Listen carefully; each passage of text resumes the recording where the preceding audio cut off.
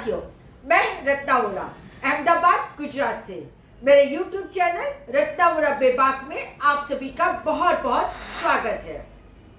साथियों, आज के इस वीडियो में हम भारत रत्न के बारे में और साथ साथ में लाल कृष्ण आडवाणी के बारे में कुछ बात करेंगे।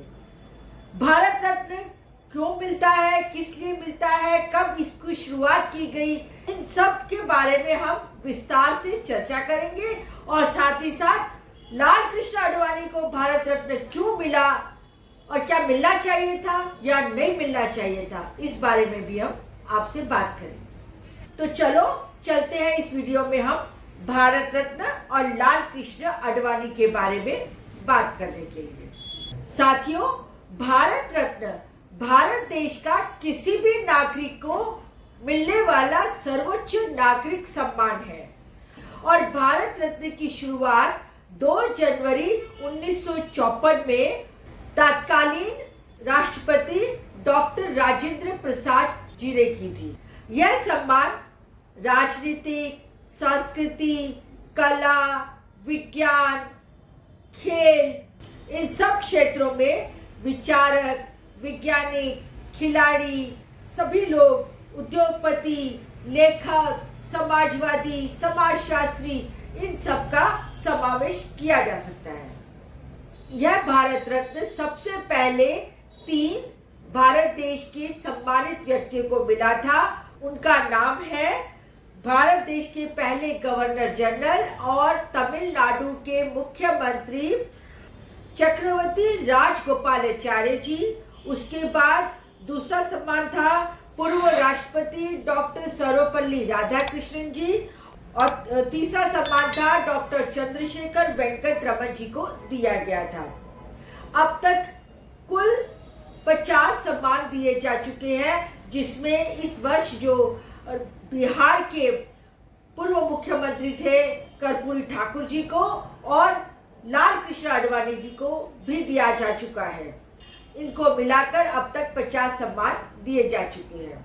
अब साथियों, यहाँ पर सवाल ये उठता है कि लाल कृष्ण आडवाणी, जिनकी उम्र अभी 96 वर्ष की है और पाकिस्तान के कराची में जिनका जन्म हुआ था, उनको आखिर क्यों भारत रत्न दिया जा रहा है?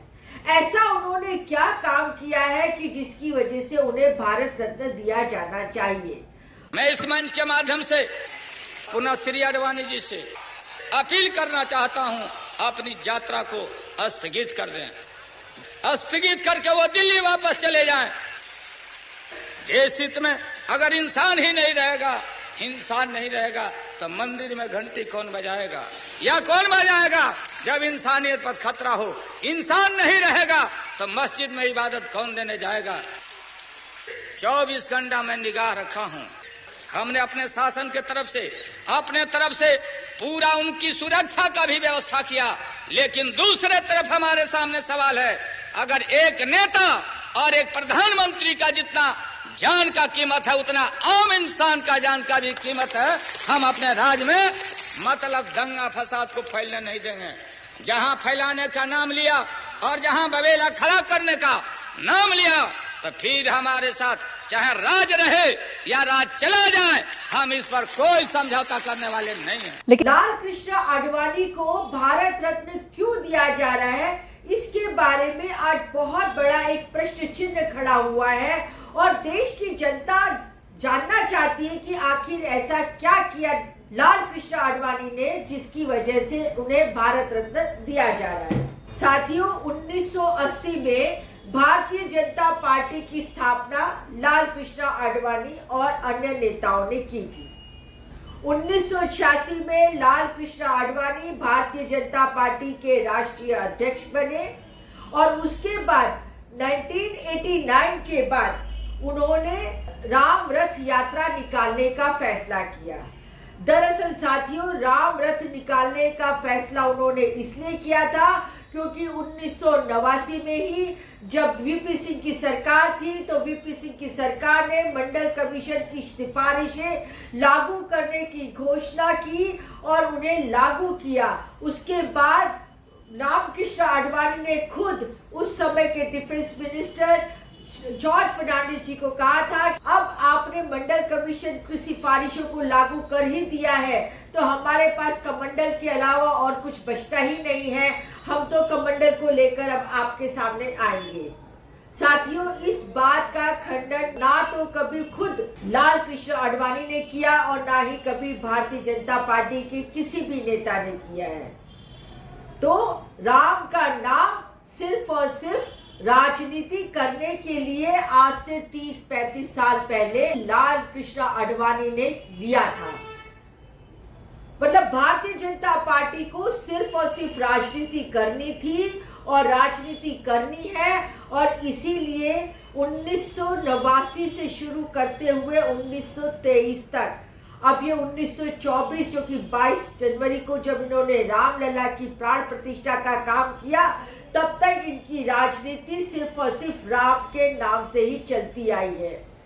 25 सितंबर 1990 में लाल कृष्ण आडवाणी ने राम रथ यात्रा सोमनाथ से शुरू की थी और अयोध्या तक वो ले जाना चाहते थे। साथियों, बहुत दुख के साथ मुझे कहना पड़ रहा है कि जहां जहां से ये रथ यात्रा निकली वहां दंगे फसाद हुए, सड़कें रक्त रंजित हुई, देश में हाहाकार मच गया, देश दो भागों में बट गया, दो विचारधाराओं में बट गया, और देश जो अब तक विविधता में एकता होने का एक गुमान करता था, पूरे विश्व में कहता था कि हमारे देश में बेशक हिंदू, मुस्लिम, सिख, ईसाई सभी धर्म है, परंतु सभी धर्म आपस में साथ में मिलके रहते हैं। उस आपसी भाईचारे में फूट डालने का काम यदि किसी ने किया तो लाल कृष्ण आडवाणी ने किया। साथियों, 564 लोगों की मृत्यु की जिम्मेदारी, उनके खून की जिम्मेदारी, उनके कत्ल की जिम्मेदारी, उनकी हत्या की जिम्मेदारी और किसी के नहीं परंतु लाल कृष्ण आडवाणी के माथे पे है। ये कलंक है साथियों।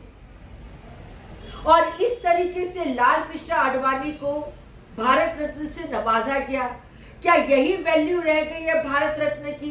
कल तो ये भारतीय जनता पार्टी वाले आएंगे और कहेंगे कि हम तो नथुराम गोडसे को भी भारत रत्न देंगे। कल को ये फिर आएंगे और कहेंगे कि हम तो विनायक दामोदर सावरकर, जिसने ब्रिटिशरों के सामने घुटने टेक दिए थे और माफिया मांग मांग के हुए ब्रिटिशरों के मुखबिर बन गए थे, इन्फॉर्मर बन गए थे, ऐसे इंसान को भी कहा जाएगा कि हम भारत रत्न देंगे। तो आज भारत रत्न का जो मूल्यांकन था, जो उसकी कीमत थी, जो उसकी वैल्यू थी, जो उसकी अमूल्यता थी, वो खत्म हो गई। साथियों, साथ ही में लाल कृष्ण आडवाणी जब 2005 में पाकिस्तान गए थे तो उन्होंने कहा था कि जिन्ना बहुत ही उम्दा नेता थे, धर्मनिरपेक्ष नेता थे और जिन्ना का मैं बहुत सम्मान करता हूं। साथियों, यही बात जो लाल कृष्ण आडवाणी ने जिन्ना के लिए की, यदि किसी कांग्रेस के नेता ने की होती, यदि राहुल गांधी जी ने की होती, तो आप समझ सकते हैं किस तरीके से गोदी मीडिया पीछे पड़ जाता और एक और नया जहरीला वातावरण पैदा कर देता। और यही लाल कृष्ण आडवाणी जी ने भारत रत्न दिया जा रहा है। क्या ये भारत रत्न के काबिल है? क्या ये जवाब देंगे कि जो 564 लोग मारे गए इनकी वजह से, क्योंकि इन्होंने भड़काऊ भाषण दिए और भारत देश के अंदर दो विचारधाराओं को भाई से लड़ाने का काम किया। आज लाल कृष्ण आडवाणी की वजह से यदि किसी माँ ने अपना बेटा खोया था उस समय, तो क्या वापिस आएगा?